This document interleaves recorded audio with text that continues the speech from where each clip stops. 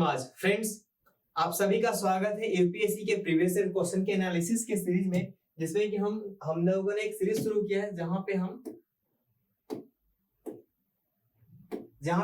UPSC के previous year question के through हम कॉन्सेप्ट को समझने की कोशिश कर रहे हैं कि किस तरह से यूपीएससी क्वेश्चन फ्रेम करती है और उसके पीछे का कॉन्सेप्ट क्या है। ऐसे मैंने इस यूपीएससी की सीरीज के बारे में, पीवाईक्यू के सीरीज के क्या बेनिफिट्स होंगे आप लोगों को, उसके बारे में मैंने पिछले लेक्चर में आप लोगों को बहुत ही डिटेल से समझाया है। तो चलिए शुरू करते हैं आज के क्वेश्चन को। आज का जो क्वेश्चन है वो पूछा गया था 2019 में, और इस क्वेश्चन में यूपीएससी पूछती है मुगल एरा के बारे में। जैसे कि मैंने आपको पिछले चैप्टर में ही बताया था कि अगर आप मेडिवल को पढ़ते हैं तो वहां पे आपको एडमिनिस्ट्रेशन पढ़ना ज्यादा इंपॉर्टेंट हो जाता है, और उसी के साथ साथ आपको उस वक्त का कल्चर, आर्ट एंड कल्चर पढ़ना इंपॉर्टेंट है। बस, उससे ज्यादा पढ़ने की जरूरत नहीं है। और ये बात कहां से पता चलती है? बात समझ में आती है हम लोगों को यूपीएससी के प्रीवियस ईयर क्वेश्चन को एनालिसिस करने के बाद में। तो क्यों मैं बोल रहा हूँ कि ये सीरीज बहुत इंपॉर्टेंट हो जाती है, वो आपको इस सीरीज को 5-6 एपिसोड देखने के बाद ही समझ में आएगा। तो चलिए समझते हैं कि इस क्वेश्चन में यूपीएससी ने क्या पूछा है। इस क्वेश्चन में सबसे पहले तो यूपीएससी ने पूछा मुगल इंडिया के बारे में, कि मुगल इंडिया के टाइम पे 2 टर्म हुआ करते थे। एक टर्म था जागीरदार और दूसरा टर्म था जमींदार। तो इन दोनों के बीच का क्या डिफरेंस है, इस दो स्टेटमेंट के थ्रू यूपीएससी हम लोगों से जानना चाह रही है। तो यूपीएससी पूछती है कि जागीरदार, यूपीएससी का जो पहला स्टेटमेंट है इस क्वेश्चन का वो ये है कि जागीरदार जो थे वो क्या थे, उनको लैंड असाइनमेंट्स मिला हुआ था और उनके पास क्या क्या ड्यूटीज थे कि जुडिशियल और पुलिस ड्यूटीज थे। वहीं जमींदार के पास रेवेन्यू राइट्स थे without any perform any other duties. मतलब कि सिर्फ और सिर्फ उनको रेवेन्यू राइट्स ही देखना था और उनको किसी भी राइट्स को देखने की जरूरत नहीं थी। वहीं दूसरी ओर हम देखेंगे कि land assignment to the jagirdars were hereditary and revenue rights of zamindars were not hereditary. मतलब है कि जमींदार लोग जो थे उनके पास हेरिडेटरी नहीं था। मतलब ये कि अगर एक लैंड का टुकड़ा, पीस ऑफ लैंड अगर उनको मिल गया तो उनके बच्चों को नहीं मिलेगा। ऐसा हो सकता है क्या? आप ही बताइए। तो इन दो स्टेटमेंट को पढ़ने के बाद हो सकता है कि आप स्टेटमेंट सेकंड को एलिमिनेट कर दें, लेकिन स्टेटमेंट 1 के लिए आपको फैक्चुअल नॉलेज की बहुत ही ज्यादा जरूरी हो जाता है। तो आप अगर जब तक थीम को ना समझे, जब तक कि आप कॉन्सेप्ट को ना समझे, आपके लिए क्वेश्चन को सॉल्व करना इजी नहीं हो जाता है। तो ऐसे में चलिए हम समझते हैं कि आखिर इसका आंसर क्या है। बाय द वे दोनों स्टेटमेंट रॉन्ग है और इसका जो करेक्ट आंसर होगा वो क्या होगा? Neither A nor be. चलिए इसके एक्सप्लेनेशन की तरफ बढ़ते हैं हम। जैसे कि मैंने बताया कि इसका आंसर क्या होगा? Option D. तो मुगल इंडिया के टाइम पे जागीरदार जो थे वो क्या थे? मनसबदारी सिस्टम उनको असाइन किया गया था, जिसमें कि उनको लैंड दिया गया था और ड्यूटीज भी दिए गए थे, जैसे कि एम्पायर के स्ट्रेंथन देना और पुलिस, जुडिशियल, मिलिट्री भी पावर्स उनको दिए गए थे। जमींदार्स के पास रेवेन्यू कलेक्ट करने के पावर्स थे, ड्यूटीज थे, और क्या था? मिलिट्री ड्यूटीज भी उनको दिया गया था, जबकि वहां लिखा गया था कि नो एनी अदर ड्यूटीज। उसके साथ साथ खिदमत भी करना होता था उनको। सोल्जर्स भी दिए जाते थे, उनको रैंक भी दिया जाता था जो कि रॉयल आर्मी के साथ ही होता था। जैसे कि उनको मनसबदारी जो मिलती थी उनको मनसब के अकॉर्डिंग उनको दिया जाता था, और रॉयल कोर्ट्स में एक रैंक के अकॉर्डिंग ही बैठते थे।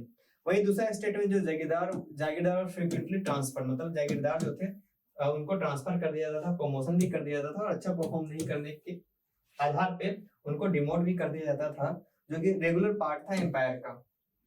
जो लोग लॉयल नहीं होते थे किसके प्रति? एम्परर के प्रति। जो मुगल एम्परर होते थे उनके प्रति जो लोग लॉयल नहीं होते थे उनको उनका रैंक क्या किया जाता था? कम कर दिया जाता था। जागीर और मनसब जो होता था वो उनके नोबल्स के अकॉर्डिंग उनको हैंड ओवर किया जाता था। वहीं दूसरी ओर जो जमींदार थे वो क्या थे? हेरिडेटरी थे। हेरिडेटरी राइट्स उनको दिए गए थे रेवेन्यू राइट्स के ऊपर, और उसके साथ ही साथ उनको जो रूरल सोसाइटी था उसको भी ओवररीच करने के उनके पास राइट्स थे। सारे एस्पेक्ट्स के ऊपर ही उनको पैटर्नल एंड पैट्रोनेज एप्लीकेशन के सारे रिचुअल्स के मतलब ये कि हेरिडेटरी राइट्स उनको दिए गए थे, ना कि जो कि स्टेटमेंट में दिया गया है कि हेरिडेटरी राइट्स उनके पास नहीं था। चलिए अब नेक्स्ट क्वेश्चन की तरफ चलते हैं। ये क्वेश्चन है, इस क्वेश्चन में पूछा ही जा रहा है लैंड रिफॉर्म्स के बारे में, कि इंडिपेंडेंट इंडिया में लैंड रिफॉर्म्स के बारे में कौन सा स्टेटमेंट करेक्ट है। ये भी 2019 का क्वेश्चन है, और मैं आपको बता दूं कि लैंड रिफॉर्म्स के बारे में सिर्फ प्रीलिम्स में यहाँ तो प्रीलिम्स में आपको दिख रहा है क्वेश्चन लैंड रिफॉर्म से रिलेटेड, मेंस में भी यूपीएससी 2 या 3 बार पूछ चुकी है। तो आप अगर आपको देखने को मिलेगा कि अगर आप मेंस के क्वेश्चन को भी अच्छे से एनालाइज करेंगे तो वहां से भी यूपीएससी का प्रीलिम्स का क्वेश्चन निकलकर सामने आता है। चलिए अब स्टेटमेंट को पढ़ते हैं और चुनते हैं, सेलेक्ट करते हैं कौन सा स्टेटमेंट करेक्ट है।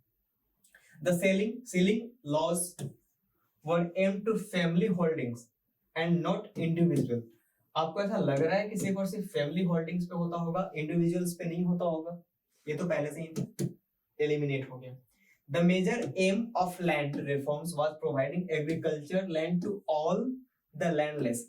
जैसे ही ऑल वर्ड आता है आपके कान खड़े हो जाते हैं जब आप एपीएससी की एमसीक्यूज को सॉल्व करते हैं, क्योंकि आपको बहुत सारे यूट्यूबर्स ने और क्यूज मास्टर ने आपको ये समझाया है कि ऑल, एवरी, नथिंग जैसे एक्सट्रीम वर्ड आ जाए वहां पे क्या करना है, इसको गलत मान लेना है। लेकिन आपको ये समझना होगा कि मैं एक और चीज पे कंसिडर करता हूं कि अगर एक ही स्टेटमेंट में 2 एक्सट्रीम वर्ड आ जाए तो उस स्टेटमेंट का सही होने के चांसेस काफी ज्यादा बढ़ जाते हैं। ऐसे मैंने यूपीएससी के बहुत सारे ऑप्शन में देखे, जैसे कि यहाँ पे मेजर है और यहाँ पे ऑल है। जैसे यहाँ पे 2 एक्सट्रीम वर्ड आ गए, समझो कि इसके चांसेस बहुत ज्यादा हो गए सही होने के। तो मतलब ये कि हम इसे क्या कर देते हैं, इसको हम ब्लू कलर से अंडरलाइन कर देते हैं और एक बॉक्स के अंदर में रख लेते हैं। जब आप यूपीएससी का एमसीक्यू सॉल्व करें टेस्ट के दौरान, जब आप सेक्शनल टेस्ट दे रहे हैं फिर फुल लेंथ टेस्ट दे रहे हो, तो आप 2 कलर के पेन लेकर जरूर बैठे, ब्लू और ब्लैक। मैं तो ये भी बोलूंगा जब आप एग्जामिनेशन में जाएं तो वहां भी 2 कलर का पेन लेकर बैठे और इस तरीके से आप अपने क्वेश्चंस को, अपने ऑप्शंस को इस तरीके से अंडरलाइन कर दे, बॉक्स बना ले, ताकि आपकी नजर वहां पे पड़ जाए जब आप सेकंड राउंड में उसकी रीडिंग कर रहे हो। तो ऐसे में एक और सेशन लेकर आऊंगा जहां मैं आपको बताऊंगा कि how to attempt prelims questions. उसका option C, it resulted in the cultivation of cash crops as a predominant form of cultivation. मतलब ये कि ये बोलना चाह रहा है कि जब लैंड रिफॉर्म्स हुए थे तो क्या सिर्फ कैश क्रॉप्स के लिए हुआ था प्रीडोमिनेंट तौर पे? Land reforms permitted to exemption to the ceiling limits, ये तो बिल्कुल एलिमिनेट हो गया। तो आइए समझते हैं इसका करेक्ट आंसर क्या है। इसका करेक्ट आंसर है ऑप्शन बी। जैसा कि मैंने बताया कि अगर आपके सामने 2 एक्सट्रीम वर्ड देखने को मिले तो आपको आपके कान खड़े हो जाने चाहिए, मतलब इसका करेक्ट आंसर है ऑप्शन बी। आइए इसके एक्सप्लेनेशन की तरफ बढ़ते हैं। The land reforms constitutes the most important measures to improve economic condition of agriculture tenants। मतलब कि जब हम स्वतंत्रता जब हमें प्राप्त हुई थी 1947 में, उस वक्त हमारा जो लोअर स्टेटस जो पीपल थे जो कि काफी निचले स्तर पे थे, उनकी स्थिति बहुत ही दयनीय थी। उस सिचुएशन को फुलफिल करने के लिए हमारी गवर्नमेंट लेकर आती है लैंड रिफॉर्म्स। वहां बोलती है कि जो बड़े बड़े जमींदार हैं जिनके पास बहुत सारे लैंड है, उनको क्या करना होगा, उनपे एक सीलिंग एक्ट लगाएंगे, मतलब कि एक लिमिट के बाद आप अपना लैंड नहीं रख सकते। The land reforms program in post-independence India has evolved through different phases, and this includes abolition of intermediaries, tenancy reforms, consolidation of holdings, and determination of what? Holdings per family, imposition of ceilings with fewer exemptions, and to distribute surplus land among landless peoples। Hence option D is correct। मतलब कि इसका objective यही था कि हम landless people को इसका क्या दें, हम लैंडलेस पीपल को इसका राइट दें। तो फ्रेंड्स ये था आज का हमारा प्रीवियस ईयर क्वेश्चन का एनालिसिस का सीरीज। अब मिलते हैं नेक्स्ट सेशन में जहां पे हम फिर से 2 ऐसे क्वेश्चंस लेकर आएंगे जिसको सॉल्व करना आपके लिए थोड़ा सा चैलेंजिंग और टफ रहेगा। तो थैंक यू वेरी मच।